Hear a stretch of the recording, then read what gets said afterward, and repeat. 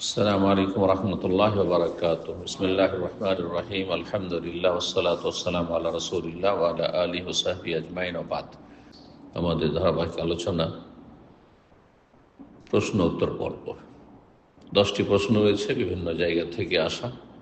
ইনশাআল্লাহ তাআলা সে প্রশ্নের উত্তর দেব। প্রথম প্রশ্ন করেছেন, বলছেন আসসালামু আলাইকুম শেখ। ওয়ালাইকুম আসসালাম ওয়া রাহমাতুল্লাহ। রমজানের শেষ দশকে যদি কেউ সারা রাত জেগে থাকে, সেক্ষেত্রে ঘুমানোর আগে যে জিকিরগুলি আছে সেই জিকির এবং সূরা মুলক, সূরা বাকারার শেষ দুই আয়াত সে কখন পড়বে? যখন ঘুমাবে তখন পড়বে। শুধু রমজানের রাত জাগার বিষয়টি নয়, এমনকি যারা নাইট ডিউটি করে, রাতে ডিউটি করে, দিনের বেলা ঘুমায়, যখন তার আসল ঘুম, ঘুম হচ্ছে একটা আসল ঘুম, সেটা রাতে হলে বেশি ভালো। রাতে যদি না হয় বিশেষ কোনো কারণে, তাহলে দিনে সকালবেলা ঘুমালে সেটা সকালবেলা, বিকালে যদি সে লম্বা ঘুম দেয় সেটা বিকালবেলা। আর একটা হচ্ছে সেটা আসল ঘুম নয়, মূল ঘুম নয়, কিন্তু একটু বিশ্রামের জন্য ঘুম, যেমন দুপুরবেলা খেয়ে দিয়ে মানুষ 1-8 ঘন্টা ঘুমায়। তো যেটা রাতের ঘুমের বিকল্প ঘুম, সেই ঘুমের আগে জিকিরগুলি পড়বে, আজকারুন নাম, ঘুমের জিকিরগুলি পড়বে। জি, আল্লাহ তাআলা আলাম। 2 নম্বর প্রশ্ন, বলছেন আসসালামু আলাইকুম শেখ। ওয়ালাইকুম আসসালাম ওয়া রাহমাতুল্লাহ। আমার এক প্রতিবেশী বড় বোন আহলে কোরআনের অনুসারী, আল্লাহ তাকে হেদায়েত করুক, তার অনিষ্ট থেকে মুসলিম উম্মতকে হেফাজত করুক। তার বক্তব্য হচ্ছে, কোরআনে আল্লাহ তাআলা সব বিস্তারিত বর্ণনা করেছেন, একেবারে মিথ্যা কথা। কোরআনে কোথায় নামাজের কথা বিস্তারিত আছে? কোরআনে কোথায় রোজা সিয়ামের কথা বিস্তারিত আছে? হজের কথা কোথায় বিস্তারিত আছে? কোনো বিষয়টি বিস্তারিত কোরআনে কারীম নেই। কোরআনে কারীম মৌলিক বিষয়গুলি বর্ণনা করা হয়েছে, খুব অল্প কিছু বিষয় হয়তো বিস্তারিত আছে।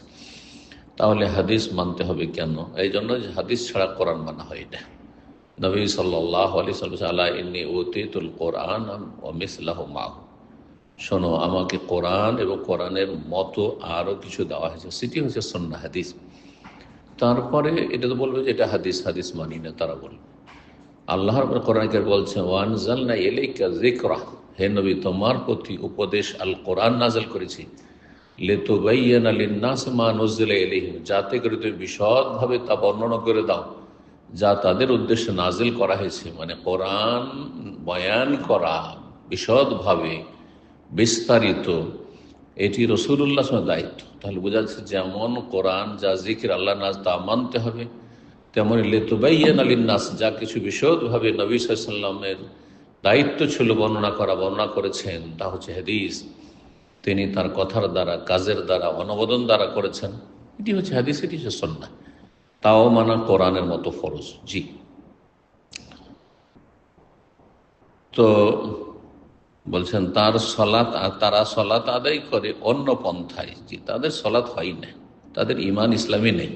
আহলি কোরআন যারা নিজেদেরকে বলে, এরা হচ্ছে মুনকেরে হাদিস। আহলি কোরআন বলবেন না, তাদেরকে সম্মান দেওয়া হবে। কোরআনের সাথে সম্পৃক্ত করলে তারা হচ্ছে হাদিস অমান্যকারী, অস্বীকারী। জি, তাদের সালাত আমাদের মতো না। এখন তাদের থেকে কি কোরআনের জ্ঞান নেওয়া বা তাদের কোরআনের অনুবাদ পড়া যাবে? কোনো কিছু তাদের সাথে সম্পর্ক রাখাই জায়েজ নাই। তাদেরকে কোণঠাসা করতে হবে, সমাজ থেকে একঘরে করতে হবে, না হলে জাতি ধ্বংস হবে, তাদের আশেপাশে যারা আছে বিভ্রান্ত হবে। এবং তাদের থেকে জ্ঞান কি নেবেন যাদের ইসলামের কোনো জ্ঞান নেই? আল্লাহ রাব্বুল আলামিন তাদের অনিষ্ট দিয়ে তাদেরকে বরবাদ করুন, নিশ্চিহ্ন করুন। এরা ইসলামের ঘোর শত্রু। 3 নম্বর প্রশ্ন, বলছেন আসসালামু আলাইকুম শেখ। ওয়ালাইকুম আসসালাম ওয়া রাহমাতুল্লাহ। কেউ যদি কোনো সহিহ হাদিস জানা সত্ত্বেও সেটি নিয়ে তাচ্ছিল্য করে, তবে এটা কি তার ঈমানের উপর প্রভাব ফেলবে? জি, সেই ব্যক্তি মুসলিম থাকবে না, কাফের হয়ে যাবে। উদাহরণস্বরূপ, মহিলা রাষ্ট্রনায়ক সংক্রান্ত হাদিস, যে কোনো হাদিস যদি সহিহ হাদিস হয় আর তার কাছে সে হাদিসটি পৌঁছে দেওয়া হলো, পৌঁছে গেল, তারপরে যে সে শুধু হাদিস সেটি মানবে না তার কুপ্রবৃত্তির অনুসরণে, সেই জন্য সেটাকে সে অস্বীকার করলো, অথবা সে সেটাকে তুচ্ছ তাচ্ছিল্য করলো, বিশেষ করে তাচ্ছিল্য করা মানে উপহাস করা, ঠাট্টা করা, সেটা নিয়ে বিদ্রুপ করা, এটি কুফর। কোরআন কারীমে সূরা তওবা আল্লাহ ইরশাদ করেছেন, কুল বিল্লাহি ওয়া আয়াতিহি ওয়া রাসূলিহি কুনতুম তাস্তাহজিউন, তোমরা কি আল্লাহর সাথে এবং তার রাসূলের সাথে এবং তার বিধিবিধান আয়াতের সাথে উপহাস করছো? আর শরীয়তের আয়াত যেমন কোরআনী আয়াত, তেমনি বিধিবিধান হচ্ছে আয়াত, হচ্ছে হাদিসগুলি যেগুলো কোরআন কারীমের ব্যাখ্যা। শরঈ আয়াত মানে যেসব উৎস থেকে, কোরআন সুন্নাহ থেকে দিনের বিধিবিধান সুপ্রমাণিত হয়, তো সেগুলি নিয়ে যদি কেউ ঠাট্টা করে, যেমন কেউ টাকনার উপরে কাপড় পড়ছে তাকে নিয়ে যদি উপহাস করে, কাউ দাড়ি নিয়ে উপহাস করে, তাহলে সেই ব্যক্তি কাফের হয়ে যাবে। লাতাতে জোর, আল্লাহ বলছেন তোমাদের ওজোর করে লাভ নেই, ওজোর করিও না, এসব অজুহাত পেশ করে লাভ নাই, জানি এমনি আমরা হাসির ছলে বলেছিলাম, এই করেছিলাম। কাদ কাফারতুম বাদা ঈমানিকুম, তোমাদের মুমিন মুসলিম হওয়ার পরে তোমরা কাফের হয়ে গেছে। তাহলে যদি কেউ ইসলাম নিয়ে, মুসলিম নিয়ে, কোনো মুসলিমকে নিয়েও যদি ঠাট্টা বিদ্রুপ করে, কিসের জন্য? তার ইসলামের কারণে, তাহলে সেই ব্যক্তি কাফের হয়ে যাবে। তো রাসূলুল্লাহ সাল্লাল্লাহু আলাইহি ওয়াসাল্লাম সহিহ হাদিস, মুহাদ্দিসিনরা সহিহ বলেছেন, কোনো তাতে দ্বিমত নেই, সেটি নিয়ে যদি তুচ্ছ তাচ্ছিল্য করে তাহলে কাফের হয়ে যাবে। 4 নম্বর প্রশ্ন বলছেন, আসসালামু আলাইকুম শাইখ। ওয়ালাইকুম আসসালাম ওয়া রাহমাতুল্লাহ। বলছেন যে 6 প্রকার নারীকে বিয়ে করা নিষেধ, আন্নানা, মান্নানা, হান্নানা, হাদ্দাকা, বার্রাকা, সাদ্দাকা, এই কথাগুলো কি সহিহ হাদিস দ্বারা প্রমাণিত? জাল, মিথ্যা কথা এগুলি কথা কোনো হাদিসের কিতাবে নেই। ইমাম গাজ্জালী রাহিমাহুল্লাহ সেগুলি বর্ণনা করেছেন তার ইহয়া উলুমুদ্দিনে, এবং সেগুলি কিচ্ছা কাহিনীর মতো। আরবদের এগুলি ধারণা ছিল, আরবরা নারীদেরকে এই ভাগগুলি করত, কিন্তু এগুলি আরবদের কথা যেমন বাঙালি সমাজে অনেক কিছু ছড়িয়ে আছে, কিন্তু সেগুলি ইসলাম সমর্থন করেন। ঠিক তেমনি আরবদের মধ্যে বহু কিছু ছড়িয়ে ছিল, বিশেষ করে জাহেলি যুদ্ধে পরম্পরা চলে আসছে, সেগুলির কোনো অস্তিত্ব ইসলামে নেই। সুতরাং এই ভাগগুলি ভিত্তিহীন। 5 নম্বর প্রশ্ন বলছেন, আসসালামু আলাইকুম ওয়া রাহমাতুল্লাহ। আমার একটি প্রশ্ন ছিল, দয়া করে উত্তর দিতেন তবে খুব উপকৃত হতাম। একজন তালেবুল ইলমের কোন পর্যায়ে গেলে দলিলের আলোকে একাধিক মতের মধ্য থেকে একটি মত বেছে নেওয়ার যোগ্যতা অর্জন করতে পারে? এজন্য কি কি যোগ্যতা থাকা উচিত তার? এই স্তরে পৌঁছানোর আগ পর্যন্ত কি সেও একজন সাধারণ মানুষের মতো একজন নির্দিষ্ট নির্ভরযোগ্য আলেমের তাকলিদ করবে? তকলিদ বলবেন না, ইত্তেবা বলবেন। তকলিদ মানে অন্ধ অনুকরণ, আর ইত্তেবা মানে চোখ খুলে অনুসরণ। এই জন্য ইমাম শাওকানি রাহিমাহুল্লাহ তাকলিদ শব্দটি এর কঠোর সমালোচনা করেছেন। আর এটি হচ্ছে আহলে হাদিসদের আকীদা মানহাজ, যে তকলিদ আমরা বর্জন করব, কারণ অন্ধ অনুকরণ না ইসলাম। কিন্তু ইত্তেবা, চোখ খুলে সাধারণ মানুষ, নির্ভরযোগ্য, বিশ্বস্ত, আমানতদার, আল্লাহ ভীরু, এলেমওয়ালা আলেম, জীবিত, যাকে হাতের নাগালে পাচ্ছেন, যার সাথে যোগাযোগ রাখতে পারছেন, তার অনুসরণ করতে পারবে। প্রত্যেকটি বিষয়ের দলিল জানা সাধারণ স্তরের মানুষের জন্য কোনো আবশ্যক না, এটা সম্ভব না। মানুষের 3টি স্তর রয়েছে। এটি একটি স্তর হয়ে গেল জনসাধারণ, যারা ওই মযহাবের তকলিদ করবে না, তকলিদের শাখসি, আর না সেটা ইত্তেবার নামও করবে না, যে আমি ইমাম শাফির ইত্তেবা করছি তো অমুকের ইত্তেবা করছি, কারণ তারা এই কথাগুলি বলেছেন, তার সত্যতা কোথায়, কতটা, শুধু শুনে শুনে মযহাব পালন করা এটা নিরাপদ নয়। তারপরে মযহাবে অনেক দুর্বল ফতোয়া রয়েছে প্রতিটি মযহাবে, সুতরাং সেগুলির বিরোধিতা করা ফরজ। কথা হচ্ছে যে একজন সাধারণ মানুষ, ভালো একজন যোগ্য আলেম, আল্লাহ ভীরু, যিনি আল্লাহর ভয় রেখে এলমের সাথে, যোগ্যতার সাথে ফতোয়া দিয়ে থাকেন, আর তিনি জীবিত, তার সাথে যোগাযোগ রাখতে পারছেন, তার আলোচনা থেকে অথবা তার লেখনী থেকে অথবা তার সরাসরি, বিশেষ করে সবচেয়ে একটু ভালো যে সরাসরি যদি হয়, তাহলে তার অনুসরণ, ইত্তেবা করবে। তকলিদ কথাটি আপত্তিকর, কারণ আল্লাহ তকলিদের সবসময় নিন্দা করেছেন, আর ইত্তেবা অনুসরণের কথা কোরআন হাদিসে বলা হয়েছে। জি। দ্বিতীয় স্তর মাঝামাঝি স্তর, যেমন আমাদের মতো যারা তালেবুল ইলম, জি, যাদেরকে আপনারা আলেম বলছেন আমাদের সমাজে, সারা বিশ্বের অধিকাংশরাই এই স্তরের, অধিকাংশ আলেম যাদেরকে বলছেন তারা এই স্তরের। তারা যেসব আইম্মা ইকরামদের, সাহাবা ইকরামদের থেকে শুরু করে, তাবেঈনদের থেকে শুরু করে, তাবা তাবেঈন থেকে শুরু করে, আইম্মায়ে আরবা, মুহাদ্দিসিন আর ফুকাহা, ইমাম ইবনে তাইমিয়া, শেখ বাজ, ইবনে উসাইমিন, আলবানী, তাদের যে ইখতিলাফগুলি রয়েছে, কোরআন সুন্নাহর এরা আলেম, তাদের যে ইখতলাফগুলি রয়েছে সেই ক্ষেত্রে তারা একটি মতকে আর একটি মতের মতো বা মতের ওপর তারজিহ দিতে পারবে, প্রাধান্য দিতে পারবে, কারণ এতটা যোগ্যতা তাদের মধ্যে রয়েছে। সাধারণ একবারে দাওরা পাস আর ওই কামেল পাস এইরা নয়, আর মসজিদে শুধু ইমাম হওয়া নয়, বরং মোটামুটি আজকালকার জামানে যারা যোগ্য আলেম, জি, তালেবে ইলম আমরা আরবদের ভাষায় বলি, আর আমাদের দেশে যোগ্য আলেম, হ্যাঁ, বলা হয় তাদেরকে। আর তৃতীয় স্তর, সবচেয়ে উচ্চ স্তর হচ্ছে যারা বড় বিজ্ঞ আলেম, জি, ফকিহ, যেমন শেখ বাজ, শেখ ওসাইমিন, শেখ আলবানী, শেখ ইমাম ইবনে তাইমিয়া, ইবনুল কাইয়্যিম, এইরকম যারা মুহাদ্দিসে কেরাম, ফুকাহা কেরাম, যারা গভীর জ্ঞান রাখতেন শরীয়তের, তাদেরকে বলা যেতে পারে যে তারা ইজতিহাদ করার স্তরে পৌঁছেছেন। সুতরাং তারা এই মজহাবের যে ইখতলাফগুলি রয়েছে সেই ক্ষেত্রে ইজতিহাদ করবেন, বরং সে মজহাবের বিপরীত, চার মজহাবের বিপরীতও যদি ফতোয়া হয় আর সেটি কোরআন সুন্নাহর দলিল দ্বারা যদি সমর্থিত হয়, শক্তিশালী হয়, তাহলে তারও গুরুত্ব রয়েছে। এই জন্য দেখা যাচ্ছে ইমাম ইবনে তাইমিয়া রাহিমাহুল্লাহ অনেক সময় চার মজহাবের ফতোয়ার বাদ দিয়ে, চারের কোনোটি নেননি, তিনি নতুন একটি মাসলাককে পছন্দ করেছেন, এখতিয়ার করেছেন, জি। আর চার মজহাবে হক পূর্ণরূপে সীমিত নাই, যদি অধিকাংশ ক্ষেত্রে চারটি মিলে হক রয়েছে, কিন্তু একেবারে সীমিত আর তার বাইরে কোনো হকের সম্ভাবনা নাই, এ কথাটি আসলে ঠিক নাই, জি। আবার এটা বুঝবেন না যে চারের প্রত্যেকটাতে হক রয়েছে, চারের একটা ধরলে হক পেয়ে গেলেন না, চারের একটা ধরলে হক পাবেন না, অনেক ভুলে থেকে যাবেন। আল্লাহ যেন বোঝার তৌফিক দান করেন। 6 নম্বর প্রশ্ন বলছেন, আসসালামু আলাইকুম শাইখ। ওয়ালাইকুম আসসালাম ওয়া রাহমাতুল্লাহ। আমার এক বোন জামাই আছে, সে নাস্তিক। আল্লাহ তাকে হেদায়েত করুক, তার অনিষ্ট থেকে আপনাদের সকলকে রক্ষা করুক। আল্লাহ রসুলকে নিয়ে আজে বাজে কথা ও অকথ্য ভাষায় গালিগালাজ করে, তাকে আল্লাহ দুনিয়া আখিরাতে লাঞ্ছিত করবে। আমি পর্দা করে চলি, কিন্তু সে সীমা লঙ্ঘন করে, আমি অতিরিক্ত বেয়াদবি করে ফেলেছি তার সাথে, আমার কি তার কাছে ক্ষমা চাওয়া উচিত? জাযাকাল্লাহ খাইর। না, তার কাছে ক্ষমা চাওয়া জায়েজই নাই। আল্লাহর দুশ্মনের কাছে আর সে আপনার পর্দা নিয়ে, মানে দিন নিয়ে সে তুচ্ছতাচ্ছিল্য করেছে আর গালমন্দ করে আল্লাহকে, রসুলকে, আল্লাহর দিনকে, সেই ব্যক্তি নিকৃষ্ট কীট, জি।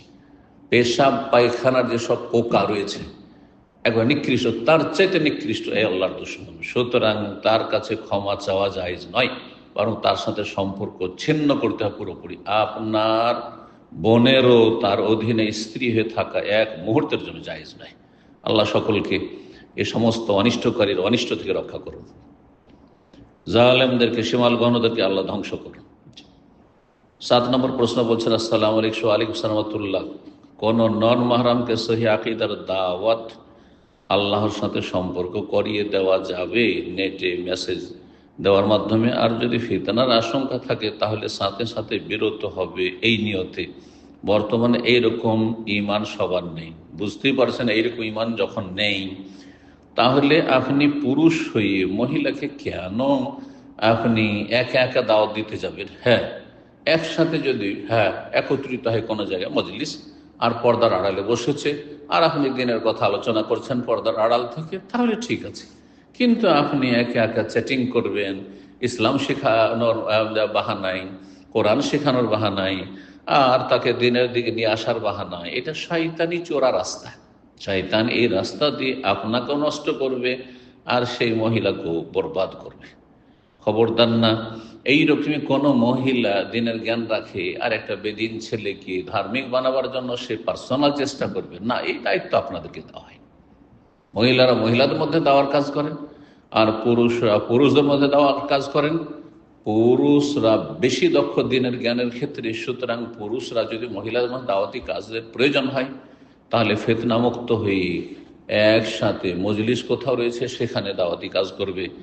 একাকী কোনো মহিলার সাথে, বেগানা মহিলার সাথে সম্পর্ক রেখে তাকে দাওয়াত দিবে, তাকে হেদায়েতের চেষ্টা করবে, এগুলি কাজ ভালো নয়, বরং ফিতনার খুব বেশি সম্ভাবনা রয়েছে। আল্লাহ সমস্ত ফিতনা থেকে বেঁচে থাকার তৌফিক দান করুন। 8 নম্বর প্রশ্ন, বড় লম্বা। 8 নম্বর প্রশ্ন বলছেন, আসসালামু আলাইকুম সাহেব, গরুর 7 ভাগ করে আহ, নাম নাম 7 ভাগ নাম 7 ভাগ করে নামে কিভাবে হবে? ছাগল কিভাবে হবে? বিবাহিত মহিলারা কি আলাদা, যদি জবাহ করে আলাদা দিতে হবে, জব করে তাহলে কি আলাদা কোরবানি দিতে হবে? একটা কথা জিজ্ঞেস করেছেন। প্রথম কথা, গরুর 7 ভাগ কার নাম? গরুর যদি 7 ভাগ হয় তাহলে একদল ওলামার বলছেন একটি ভাগ একজনের পক্ষ থেকে হবে, তার পরিবার পক্ষ থেকে হবে না। কিন্তু আরেকটি মত হচ্ছে ফুকাহায়ে কেরাম দের, যে একটি ভাগ একটি ছাগলের সমান। আর হাদিসে রয়েছে একটি ছাগল একজন এবং তার পরিবারের পক্ষ থেকে যথেষ্ট। সুতরাং একটি ভাগা গরুর অথবা উটের একজন আর তার পরিবারের সদস্যদের পক্ষ থেকে সবার নিয়ত করবে, ইনশাআল্লাহ তাআলা শামিল। এই মতটিকে শেখ বিন বাজ রাহিমাহুল্লাহ প্রাধান্য দিয়েছেন, আর সেটিকে আমিও প্রাধান্য দিয়ে থাকি। জি। তারপরে বলছেন ছাগলে কিভাবে? ছাগল একটি ছাগল একজন এবং তার পরিবারের পক্ষ থেকে যথেষ্ট, এই মর্মে স্পষ্ট হাদিস রয়েছে। জি। বিবাহিত মহিলারা কি আলাদা, যদি জব করে আলাদা কোরবানি দিতে হবে? না, তার স্বামীর দায়িত্ব কোরবানি দাও, তার স্বামী কোরবানি দিলে তাতে সে শামিল হবে। কিন্তু যদি মনে করে যে আমি আলাদা কোরবানি দেব, তাহলে ভালো, মুস্তাহাব, সেটি মুস্তাহাব। এমনিতে কোরবানি দাও ওয়াজিব, ফরজ নয়, বরং সুন্নাত মুআক্কাদা সামর্থ্যবানের জন্য। 9 নম্বর প্রশ্ন, লম্বা প্রশ্ন করেছেন, বলছেন, আসসালামু আলাইকুম শাইখ। ওয়ালাইকুম সালাম। আমাদের গ্রামে কোরবানির মাংস বিলি বন্টন হয় এক সামাজিক পদ্ধতিতে। কোরবানির মাংস আন্দাজ মতো 3 ভাগ করা হয়। 1 ভাগ নিজেদের জন্য রেখে দেওয়া হয়, আর 1 ভাগ প্রতিবেশী ও আত্মীয় স্বজনদের মাঝে বিলিয়ে দেওয়া হয়। বাকি 1 ভাগ সর্দারের নিকট জমা করা হয়। সেই জমাকৃত মাংস থেকে সমাজে যারা কোরবানি দিতে পারেনি তাদের যথেষ্ট পরিমাণে দেওয়া এবং ফকির মিসকিনদেরও যথেষ্ট পরিমাণে দেওয়া হয়। তারপর অনেক মাংস জমা থেকে যায়, সে জমাকৃত মাংস সমাজের লোকদের, মানুষদের মধ্যে ভাগ করে নেওয়া হয়। যারা খাসির মাংস জমা করেছে তাদের গরুর মাংস, আর যারা গরুর মাংস জমা করেছিল তাদের খাসির মাংস দেওয়া হয়, যেন তাদের জমাকৃত মাংস পুনরায় নিজের বাড়িতে ফিরে না আসে। এবার প্রশ্ন, এইভাবে সমাজ ব্যবস্থা হিসেবে বিলি বন্টন কি জায়েজ হবে, নাকি নিজেদের দানকৃত জিনিস ফিরিয়ে নেওয়া কুকুরের বমি খাওয়ার মতোই হবে? এই বিলি বন্টন নিয়ে অনেক ঝামেলা হয়। আমাদের গ্রামে হুজুররা 2 দলে ভাগ হয়ে যায়। এক দল বলে জমাকৃত বেঁচে থাকা মাংস থেকে গরুর মাংস জমা করে খাসির মাংস, বকরা নেওয়া যাবে না, নিলে কুকুরের বমি খাওয়ার মতোই হবে। আর এক দল বলে না, এরকম হবে, এটা সাধারণ সামাজিক পদ্ধতি, এতে হারাম বলা যাবে না। এটি শরীয়ত সম্মত নয়, প্রথম কথা। কারণ শরীয়তের বিধান হচ্ছে ফাকুলু মিনহা ওয়াতইমুল কানিআ ওয়াল মুতার, তোমরা নিজেরা খাও আর যারা সচ্ছল কানে তাদেরকেও খাও, ওয়াল মুতার, আর যারা দ্বারস্থ হয়, হ্যাঁ, অভাবী চাইতে আসে তাদেরকেও দাও, চাইতে আসে না অভাবী তাদেরকেও দাও। জি। তো আল্লাহ রাব্বুল আলামিন তাহলে খেতে বলেছেন, খাওয়াতে বলেছেন। এই জন্য ওলামারা বলেছেন যে মুস্তাহাব, ফরজ ওয়াজিব না, মুস্তাহাব হচ্ছে যে আপনি এক অংশ রাখবেন নিজের জন্য, সেটা বেশি পরিমাণ হইতে পারে বা কম হইতে পারে প্রয়োজন হিসাবে। আর একটা অংশ আপনি সচ্ছল পাড়া প্রতিবেশী, আত্মীয় স্বজন, বংশের লোকদের খাওয়াবেন, মেহমানদের খাওয়াবেন। আর একটি অংশ গরিব মিসকিনকে দান করেন। আপনি সরাসরি করবেন, কেনই বা সমাজে দান করতে যাবেন? ইসলামের তরিকা হচ্ছে এইভাবে। আপনি নিজেই নিজেরটা 3 ভাগ করে বন্টন করবেন, সমান সমান 3 ভাগ করেন, ভালো না করেন, কম বেশি করেন। গরিব বেশি রয়েছে সংখ্যায়, বেশিটা দান করে দেন। আত্মীয় স্বজন আর প্রতিবেশীর সংখ্যা বেশি রয়েছে, আপনার বন্ধু বান্ধব তাদের সংখ্যা বেশি রয়েছে, খাইয়ে দেন, তাদেরকে বেশি খাইয়ে দেন, আপনি ঘরে কম রাখেন। যদি দেখেন যে না, সবাই কুরবানি করছে, সবাই সচ্ছল, তাহলে বেশিটা রেখে নিলে তাতে কোনো অসুবিধা নেই। এমন না যে 3 ভাগ সমান সমান করতে হবে, শরীয়তে এমন কোনো দলিল নেই। তবে বলা হয়েছে নিজে খাও, অন্যদেরকে খাওয়া। জি। এখন আপনি সেটা নিজে না করে সরদারের কাছে, মন্ডল মোতাব্বর কাছে জমা করলেন, সমাজে জমা করলেন, আর তারপরে সেখান থেকে আপনি খাসি জমা করলেন আর গরু নিচ্ছেন, এসব করার কোনো প্রয়োজন নেই। এগুলো করে ফিতনা সৃষ্টি করা আর শরীয়ত বিরোধী কাজ করা, এগুলোর কোনো প্রয়োজন নেই। যদি জায়েজ হয় কোনো কাজ, তারপরে যদি দেখা যায় যে এতে ঝামেলা বাঁধছে, ইখতিলাফ হচ্ছে, কেউ জায়েজ বলছে কেউ না জায়েজ বলছে, গ্রামে একটা বিশৃঙ্খলা সৃষ্টি হচ্ছে, এমন কাজ করতে যাবেন না, সন্দেহপূর্ণ কাজ করতে যাবেন না। সুতরাং এসব না করে আপনি শরীয়ত সম্মত পদ্ধতিতে নিজের বস্তু নিজে রাখুন, নিজে অভাবীদেরকে দেন, আর নিজেই সচ্ছল আপনার আত্মীয় স্বজন পাড়া প্রতিবেশীকে দেন। জি, সমাজে দেওয়ার কোনো প্রয়োজন নেই। সমাজের সাথে আমার কোরবানি কি সম্পর্ক নেই, কোনো সম্পর্ক নেই। আর সমাজের লোকের কোরবানির সাথে আমার কিসের সম্পর্ক রয়েছে? প্রত্যেকের নিজের নিজের কোরবানি নিজেরা দান করবে। জি, সর্বশেষ 10 নম্বর প্রশ্ন বলছেন, আসসালামু আলাইকুম শেখ। ওয়ালাইকুম আসসালাম। আমি একজন যুবক, গরিব। আমি নানার বাড়িতে মানুষ হয়েছি, ছোট থেকেই মা বাবা পাশে নেই। আমি বিয়ে করতে চাই। এক মেয়ে ডিভোর্স, দিনদারি পালন করে। মেয়ে কোরআনের হাফেজা এবং মহিলাদের কোরআন শিক্ষা দেয়। মেয়ে খুব কঠোরভাবে পর্দা করে। আমি কি এই ডিভোর্স কথা লুকাতে পারবো আমার আম্মুর কাছে? আপনার আম্মাকে আব্বাকে বিয়ে করেছেন আপনি, জানাবার কোনো প্রয়োজন নেই যে আমি তালাকপ্রাপ্তা বিয়ে করছি না বিধবা বিয়ে করছি, কুমারী করছি, অকুমারী করছি, বয়সিকা করছি। এই রকম শরীয়তে কোনো বিধান নেই। ছেলে বিয়ে করবে নিজের পছন্দ মোতাবেক। তুমি দেখো, বলা হয়েছে তোমার বাবার দেখা জরুরি নয়, তোমার মায়েরও দেখা জরুরি নয়। আর তোমার বাবা মাকে বিস্তারিত বলতে হবে আর বিভিন্ন বাধা সৃষ্টি হবে, এর কোনো প্রয়োজন নেই। শরীয়তের মাসলা ভালো করে বুঝে নেন। কিন্তু আপনার থেকে যদি লুকিয়ে রাখে মেয়ে পক্ষ, আপনাকে জানতে দিল না যে বিবাহিতা, তালাক প্রাপ্তা বা বিধবা, আর তারপরে বিয়ে দিয়ে দিল এইভাবে, পরে জানতে পারলে সম্পর্ক ছিন্ন হইতে পারে, তালাক হয়ে যেতে পারে। সেই জন্য এটা জায়েজ না, এটা খেয়ানত, এটা হচ্ছে প্রতারণা। আপনি জানছেন, আপনার আম্মাকে জানাবার কোনো প্রয়োজন নেই। যদি দেখেন জানালে বিয়ে হইতে দেবে না হয়তো। আমি কি এর মাধ্যমে আল্লাহর কাছে রিজিক চাইতে পারবো? আল্লাহ, তুমি আমাকে এই মেয়েকে বিবাহ করার পর রিজিক বাড়িয়ে দাও। তাহলে এই যে বিয়ে করছেন আপনি, ত্যাগ স্বীকার করে যে কুমারী বিয়ে করলাম না, একটা ডিভোর্সি তালাক প্রাপ্তাকে বিয়ে করলাম, একটা নেকির কাজ, ভালো কাজ আপনি নেকি মনে করে করলেন, আশা করি তাতে ইনশাআল্লাহ সওয়াব পাবেন। কিন্তু আপনি সবটাকে নষ্ট করে দিলেন নিছক দুনিয়ার গরজ করার কারণে। আপনি যে কোনো নেকামল করবেন আল্লাহ সন্তুষ্টির জন্য, পরকালে পারিতোষিক মহাপুরস্কার পাওয়ার জন্য, হ্যাঁ, দুনিয়ার গরজে নাই। যদি কোনো নেকির কাজ, একটি ফর্মুলা শুনেন, কেউ করে দুনিয়ার গরজে, আল্লাহ আমি নামাজ পড়ছি যাতে আমি সুস্থ থাকি, আল্লাহ যেন আমাকে সুস্থ রাখে। আল্লাহ নামাজ পড়ছি যাতে আমার রিজিকের অভাব না হয়। আল্লাহ আমি নামাজ পড়ছি যাতে করে আমার কোথাও বিপদ আপদ না হয়। আল্লাহ আমি রোজা রাখছি যাতে করে আমি সুস্থ থাকি। আল্লাহ আমি এই ডিভোর্সি মেয়েকে বিয়ে করছি যাতে আমার রিজিক বেড়ে যায়। তাহলে দুনিয়ার গরজ করলেন। যদি আখেরাতের আমল দিয়ে, মানে সওয়াবের কাজ করে দুনিয়ার গরজ করেন, ফালাহুর মানাওয়া, তাহলে যা নিয়ত করলেন তাই পাবেন। তুচ্ছ জিনিস পাবেন দুনিয়ার, আখেরাতে কিছু পাবেন না, আপনি নেকি পাবেন না। আপনি নবী সাল্লাল্লাহু আলাইহি ইন্নামাল আমালু বিন্নিয়াত, মানুষের আমল নির্ভর করে কিসের উপর? মানুষের নিয়তের উপর। ওয়া ইন্নামা লিকুল্লি ইমরিইন মা নাওয়া, আর প্রত্যেক ব্যক্তির জন্য তাই নির্ধারিত রয়েছে যার নিয়ত করবে। আপনি দুনিয়ার নিয়ত করেছেন যে আমি এই মেয়েটিকে বিয়ে করেছি আল্লাহ যাতে সচ্ছল করে দেবেন, সচ্ছল করে দেবেন, কিন্তু আখেরাতে কিছু দেবেন না আপনাকে আল্লাহ রাব্বুল আলামিন। জি।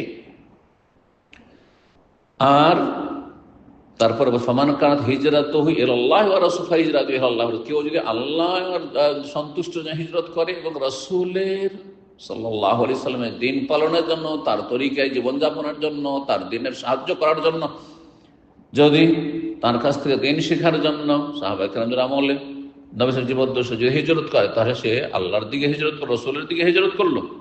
ওমান কানাত হিজরাতুহু লিদুনিয়া, কেউ যদি হিজরত করে দুনিয়ার গরজে, হিজরাতুহু ইলা মা হাজারা ইলাইহি, বিয়ে করার জন্য অথবা পয়সার জন্য, ধন দৌলতের জন্য, হ্যাঁ, বিলাসিতার জীবন গড়ার জন্য, তাহলে যে উদ্দেশ্যে হিজরত করেছিল ফাহিজরাতুহু ইলা মা হাজারা ইলাইহি, সেটাই পাবে। ঠিক ওই রকমই যেই ব্যক্তি বিয়ে করবে কোনো ডিভোর্সিকে, বিধবাকে, কিসের জন্য? দুনিয়ার সুখ শান্তির জন্য, যেহেতু পয়সাওয়ালা হয়ে যায়, তাহলে ফাহিজরাতুহু ইলা মা হাজারা ইলাইহি, যেই জন্য সে বিয়ে করেছে সেটাই পাবে, আখিরাতে সওয়াব পাবেন। এইভাবে আপনি নিজের সওয়াবকে নষ্ট করবেন না, বরং অন্তরটাকে বড় রাখেন। যে কোনো নেক আমল করবেন আল্লাহ সন্তুষ্টির জন্য, আখিরাতের জন্য করেন, আল্লাহ আপনাকে দুনিয়া এমনিতে দেবেন। তার সাথে বলেন যে আল্লাহ আমি তোমার সন্তুষ্টির জন্য আমি একটা বিধবাকে অথবা তালাক প্রাপ্তাকে বিয়ে করেছি, সুতরাং তুমি আমাকে দুনিয়াতে কল্যাণ দাও, আখেরাতে কল্যাণ দাও। দোয়া করুন, প্রসিদ্ধ দোয়া কোরআনে কারীমের, রব্বানা আতিনা ফিদ দুনিয়া হাসানা ওয়া ফিল আখিরাতি হাসানা ওয়া কিনা আযাবান। আল্লাহ দুনিয়া তো ভালো দাও এবং আখিরাতও ভালো দাও আল্লাহ, ওয়া কিনা আযাব, জাহান্নামের আযাব থেকে রক্ষা করো। রব্বুল আলামিন আমাদের ইখলাস নিয়ে জীবনযাপনের তৌফিক দান করেন, রবের সামনে ইখলাস নিয়ে হাজির হওয়ার তৌফিক দান করেন, জান্নাতুল ফিরদৌস দান করেন, জাহান্নামের আযাব থেকে রক্ষা করেন। মুসলিম উম্মার আল্লাহ হেফাজত করেন, মুসলিম ভাই বোনদের আল্লাহ হেফাজত করেন, জালেমদেরকে আল্লাহ ধ্বংস করেন, মজলুমকে আল্লাহ সাহায্য করেন। সুবহান রাব্বিকা রাব্বিল ইজ্জাতি আম্মা ইয়াসিফুন ওয়া সালামুন আলাল মুরসালিন ওয়াল হামদুলিল্লাহি রাব্বিল আলামিন।